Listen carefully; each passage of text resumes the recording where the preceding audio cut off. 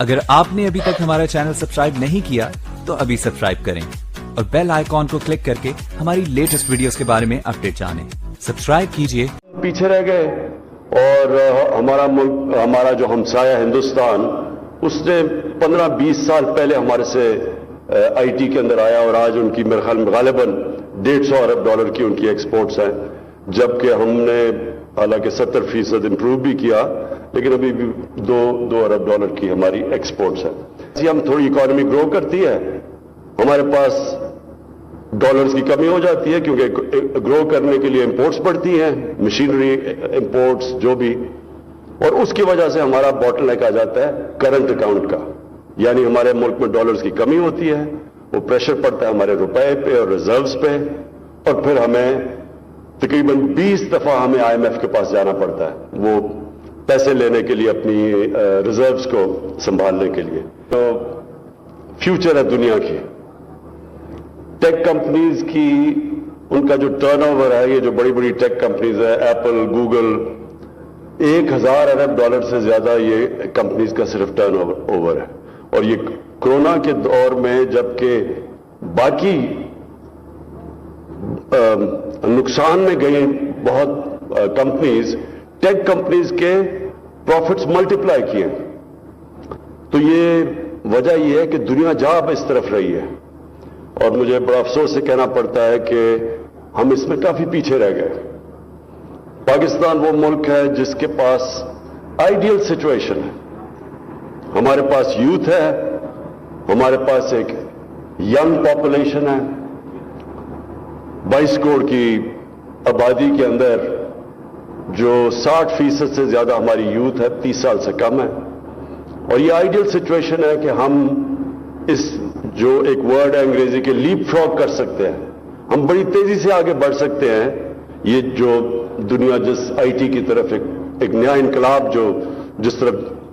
दुनिया जा रही है, लेकिन हम पीछे रह गए। और हमारा मुल्क, हमारा जो हमसाया हिंदुस्तान, उसने 15-20 साल पहले हमारे से आईटी के अंदर आया और आज उनकी मेरे ख्याल में गालिबन $150 अरब की उनकी एक्सपोर्ट्स हैं, जबकि हमने हालांकि 70% इंप्रूव भी किया, लेकिन अभी भी $2 अरब की हमारी एक्सपोर्ट्स हैं। तो इसका मतलब ये कि अब अगर हम पूरी तरह कॉन्सेंट्रेट करें और इंसेंटिवाइज करें, इसका मकसद ये है, ये जो आईटी पार्क्स हम बना रहे हैं और ये जो टेक्नोपोलिस, इसका मकसद क्या है कि हम इनको वो इंसेंटिव्स दें, टैक्स ब्रेक्स दें, इनकी मदद करें, इनकी रुकावटें कम करें, ईज ऑफ डूइंग बिजनेस में पूरी तरह हम हर किस्म के रेगुलेशंस जो रुकावट बने हुए हैं उनको खत्म करें, और इनको जितना हम पुश करेंगे, इंसेंटिवाइज करेंगे, ये सिर्फ ये नहीं कि जो हमारा बड़ा मसला है एक आबादी के अंदर, यूथ के अंदर नौकरियां देने का, एक तो वो भी मसला हल होता है, और इस पर मैं ये भी कह दूं कि हमारी जो ख्वातीन हैं उनके लिए बहुत बड़ी अपॉर्चुनिटी है कि वो अपना घर इस आईटी के अंदर चलवा सकती है। और उसके बाद जो हमारा दूसरा बड़ा मसला है, एक है एम्प्लॉयमेंट का, रोजगार का,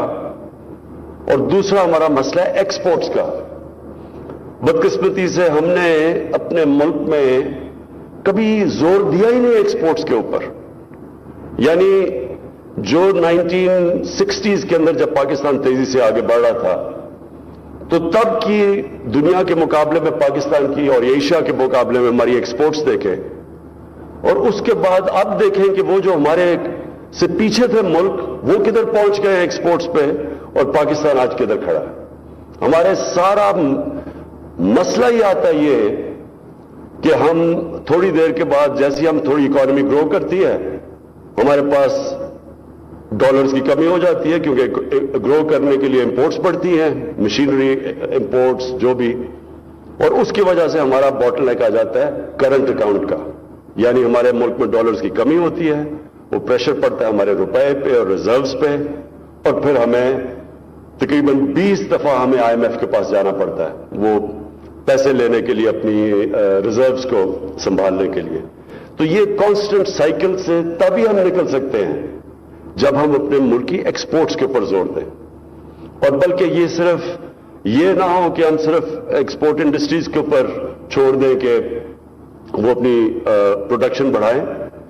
سارے ملک کی توجہ دیں اس طرف کہ جب تک ہمارے ملک کی ایکسپورٹس نہیں بڑھتی، ویلتھ کریشن نہیں ہوگی، ملک میں خوشحالی نہیں آ سکتی.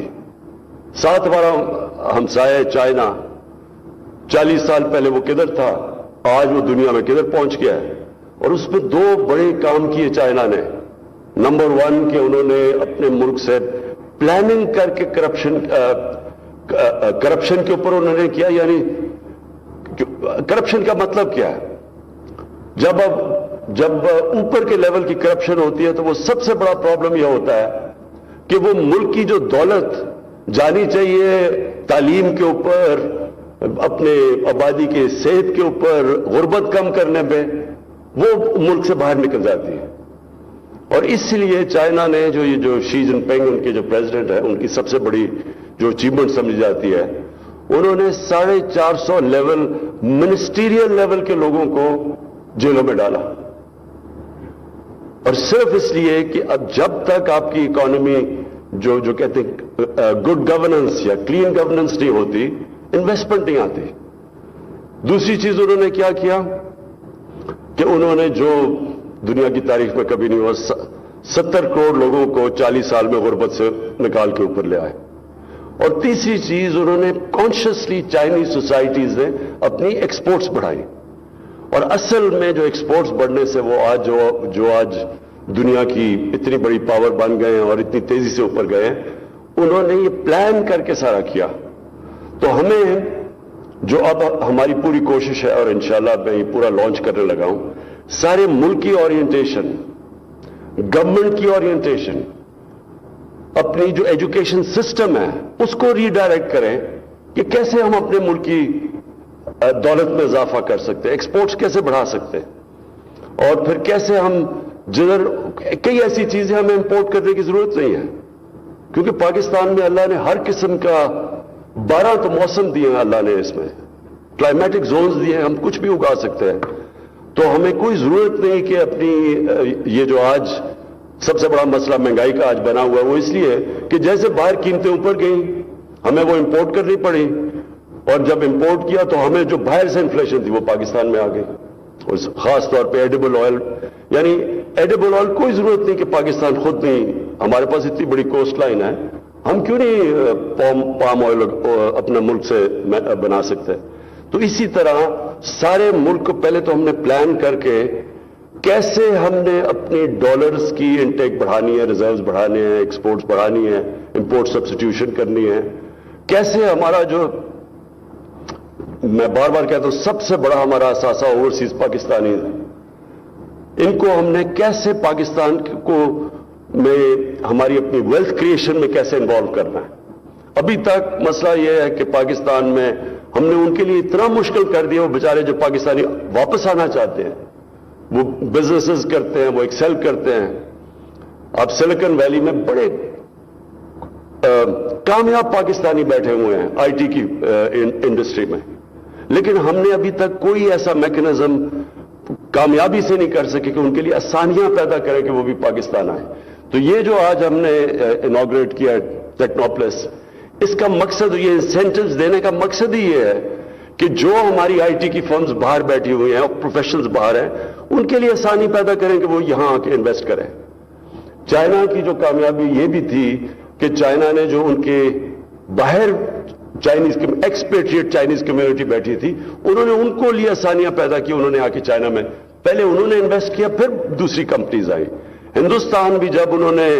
اپنی اکانومی اوپن کی 90s میں، تو ادھر بھی سب سے پہلے انویسٹمنٹ اوورسیز انڈینز نے شروع کی، پھر اور بڑی مارکیٹس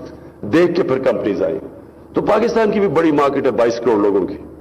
اور ہم نے انسینٹیوائز کرنا ہے. تو یہ جو ٹیکس زون ہے اس پہ ہم نے انسینٹیوز دیے ہوئے ہیں.